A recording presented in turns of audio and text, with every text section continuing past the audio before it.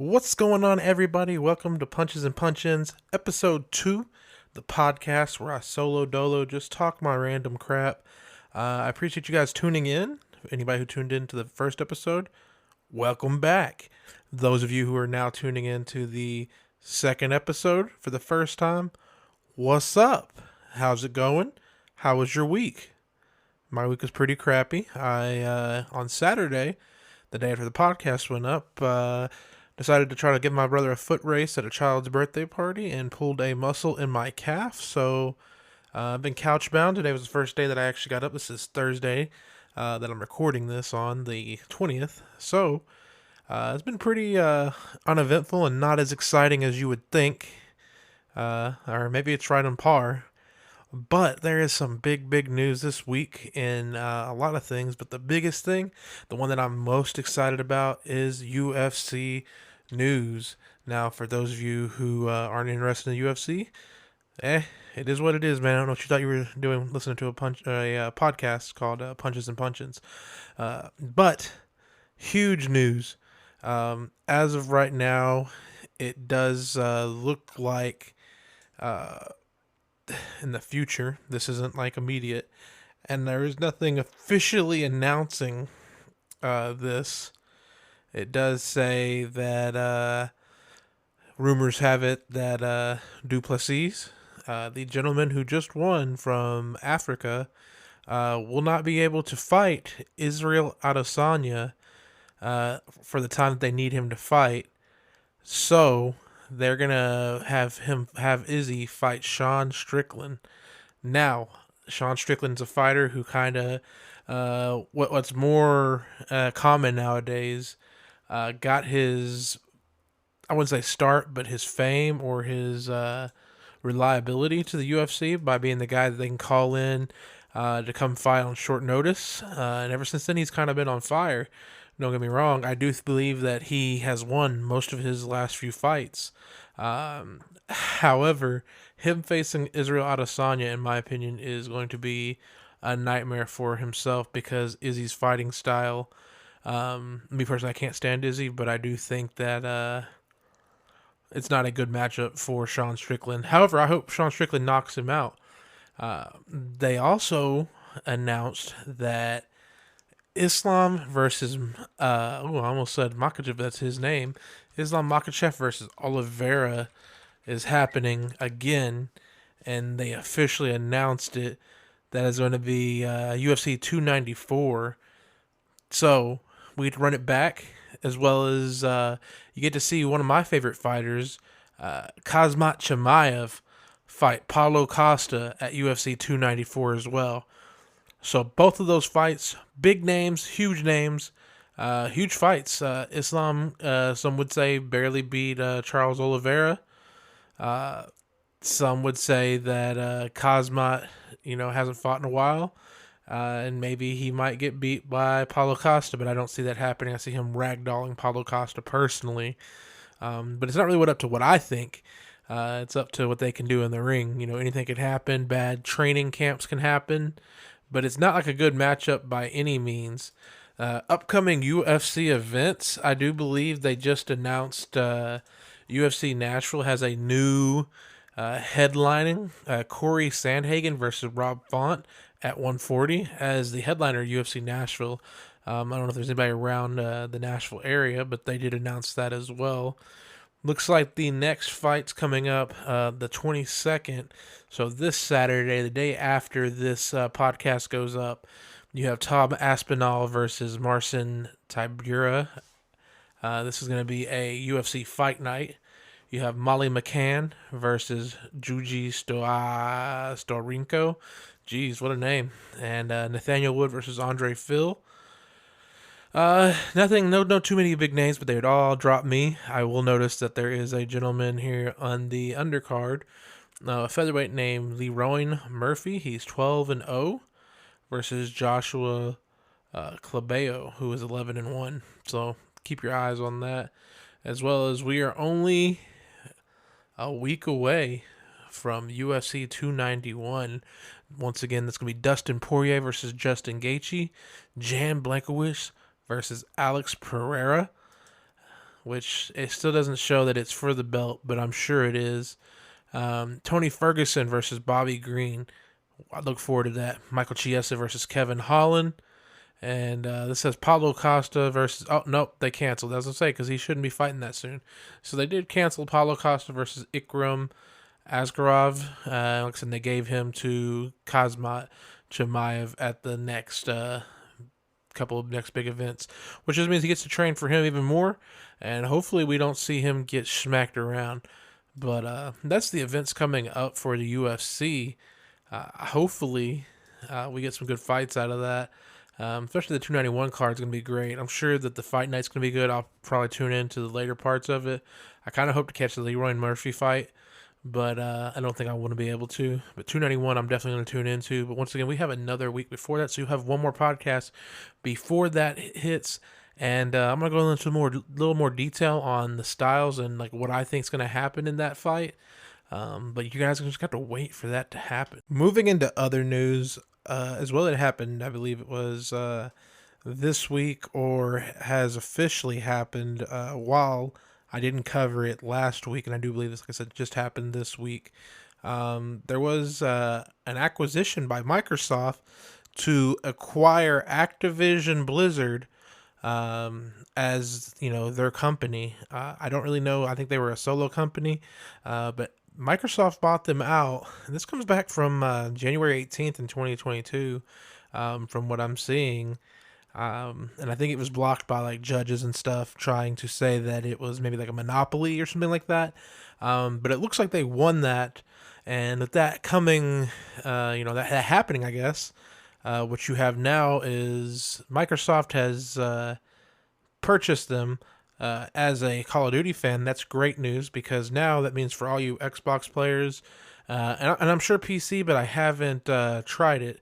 But for sure, all you Xbox players now get the Call of Duties on the Microsoft Pass or Xbox Game Pass, which I think is only like maybe $10-15 a month.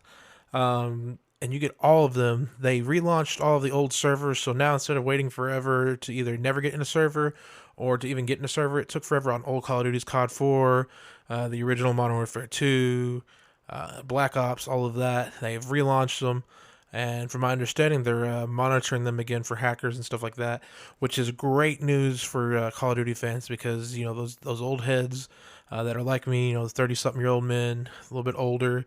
Who want to jump on COD 4 and have a good time, they can. For those nerds who want to go grind COD 4, they can. And that's great news. It seems like even Activision is kind of saying, hey, Microsoft's the one who fixed the servers for the old games to work. Which, once again, great news, means it's an amazing acquisition by them.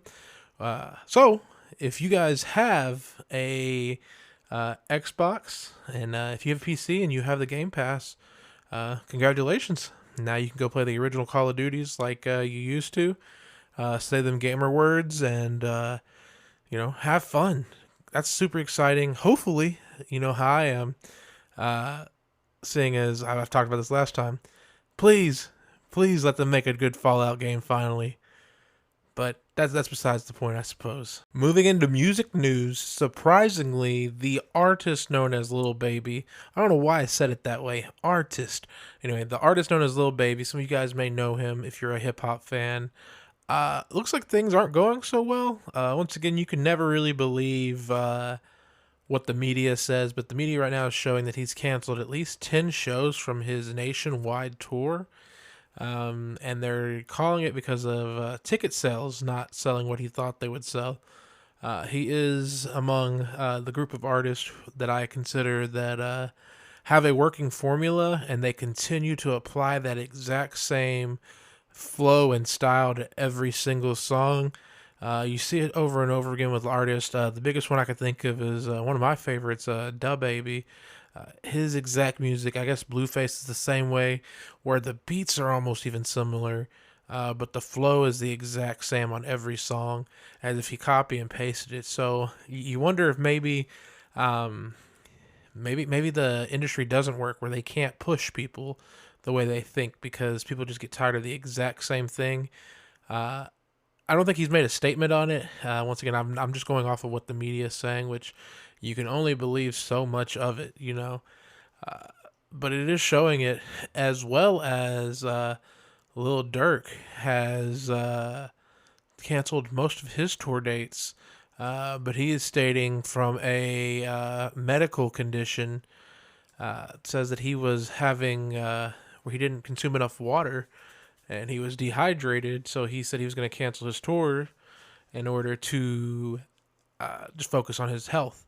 Now, those of you who wanted to see him, I guess that sucks, but we always want somebody to be safe. So it's interesting, I guess. People realize they're not Superman, and you remember that these artists are actually humans who, despite what you think, are still doing extraordinary things, such as touring, and especially like the schedule that they do tour at. It's just interesting. It looks like, as well, surprisingly, I just seen announced the Rat of New York, Tekashi 69, is releasing a song tomorrow on the day that this podcast comes out on the 21st, Friday, with the artist Kodak Black. So that's not a collab I expected to see. I couldn't find any leaks of this, so we'll see what this is about. But put that on my list of things I didn't ever see happening, because Kodak being in the street and everything like that, you would think. But once again, I don't politic, I guess, like that, so that's not up for me to decide. But add that to the list of things you don't see happening.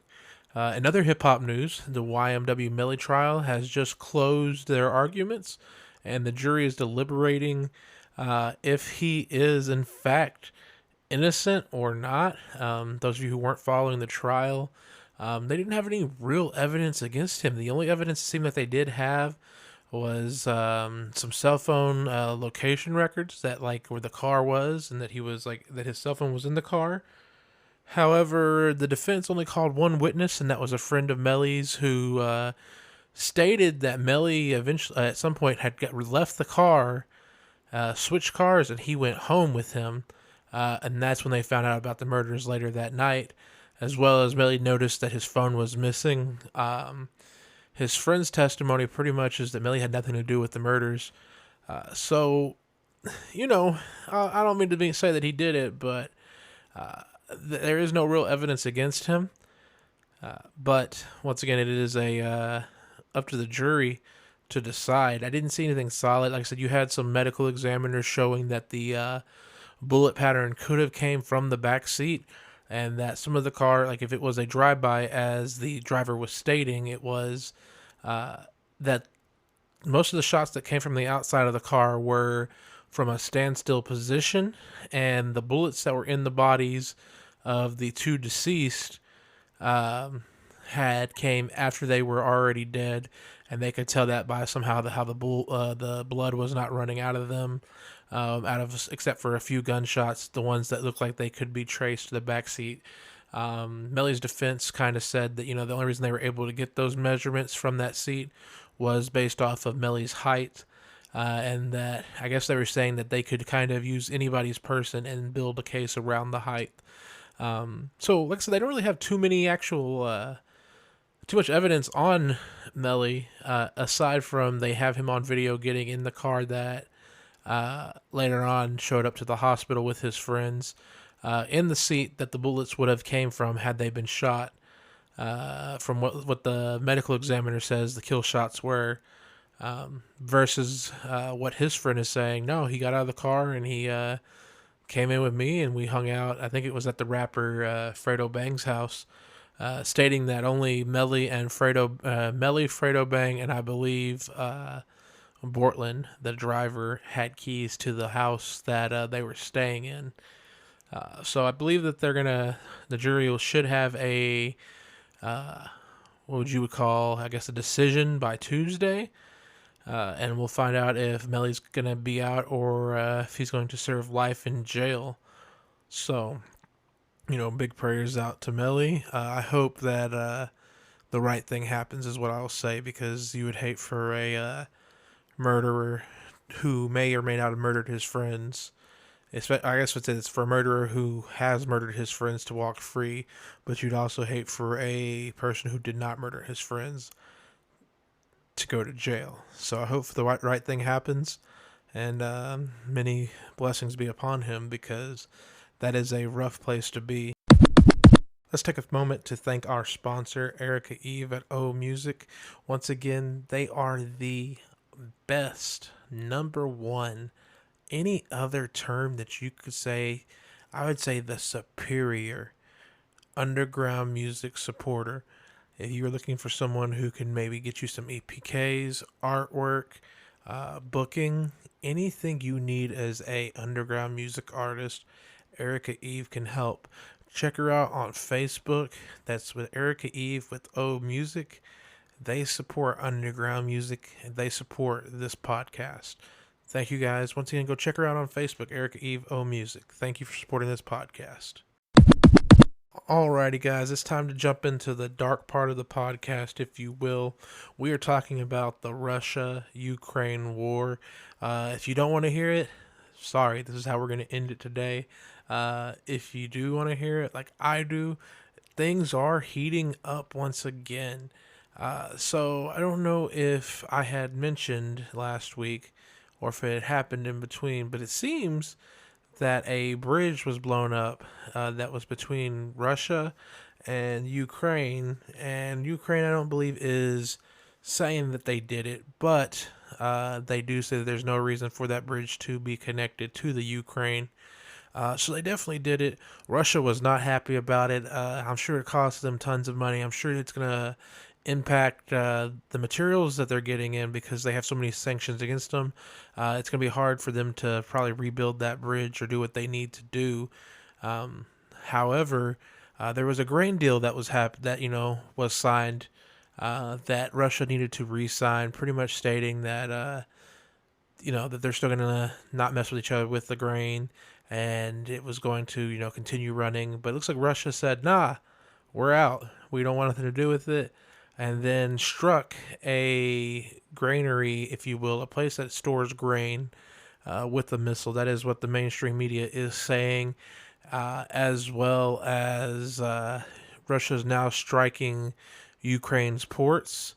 And Russia's pretty much warning that if there is any other country's ships at these ports, they will be considered a threat and will start shooting them before helping the Ukraine. So, will they do it? Will they back down? You never know. When somebody's pushed into a corner, sometimes they do irrational things. But it does say, as of 55 minutes ago, Russia is striking the Ukraine's ports, and White House is just letting people know that ships could be next, which is not a great thing. It is kind of scary.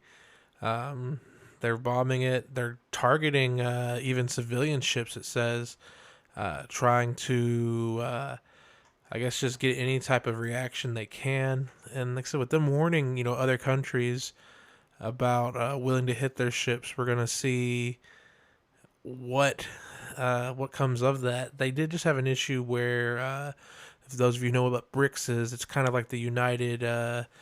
It's kind of like Russia, and I believe it could be China, Russia, and I think maybe Africa or somewhere. Their system to try to they're going to start trading money and stuff like that within those countries. I believe to make China the main currency that we're going to use, whatever they use. I don't know if it's yen or once again I'm ignorant. I don't know, but the country did warn Putin not to come because they would have to arrest him. Due to the warrant being out for his arrest, and Putin pretty much told him, "Hey, if you arrest me, your country is going to go to war with my country." I believe that that African country then reached out, and Putin then backed down and just did not show up for that meeting because they were going to have to arrest him. And there has been no war yet there. Once again, I think he's got his hands full personally with the whole Ukraine thing, but. You never know. Like I said, a madman could just do whatever he wants. It's kind of interesting that things are kind of heating up. All these countries are at war with each other. Like I said, you have the gentleman who defected allegedly to the North Korea.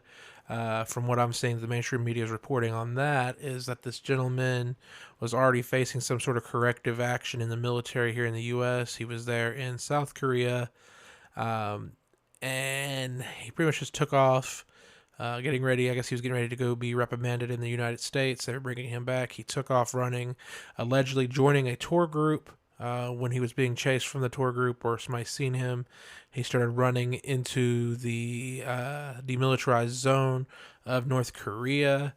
The people who were, security guards couldn't catch him, and he pretty much ran into the North Korea, and they've either arrested him or they are using him for information. Some people worry about like security threats and stuff like that, but what kind of information does he have? You never know. I highly doubt it's somebody who's like really high up, and but you never know. He might just tell him what a tank's capable of, or whatever he knows, whether it be tanks or SAM missiles, or whatever my ignorant Tomahawk missiles, whatever my ignorant brain can think of military wise. But that gentleman ran over there. It seems like North Korea also said that we had a nuclear sub off the coast of South Korea. Doing whatever it is we do, probably training. It might even been a show of force. Now North Korea is stating that that was a act of war, which they do have missiles that allegedly can reach the United States. But do they hit? Do we swat them out of the sky before they hit? I actually don't have a clue. But seeing as we haven't been nuked yet, I guess they understand, that's probably not good for anybody to just be shooting nukes left and right. But the whole world's kind of at attention, it seems like. And are we at the, cusp of a new world war? I have no clue. I just hope that everybody stays safe. Be alert. Be aware what's going on. Be aware that maybe mainstream media isn't painting things the way that they might be. So also try to get your news from other sources. But most of all, like I said, just be alert, be safe out there. I want to thank everybody for stopping by, listening to the podcast. And we're going to go on to another week. Thank you for watching. Thank you for listening, actually. And see you guys later.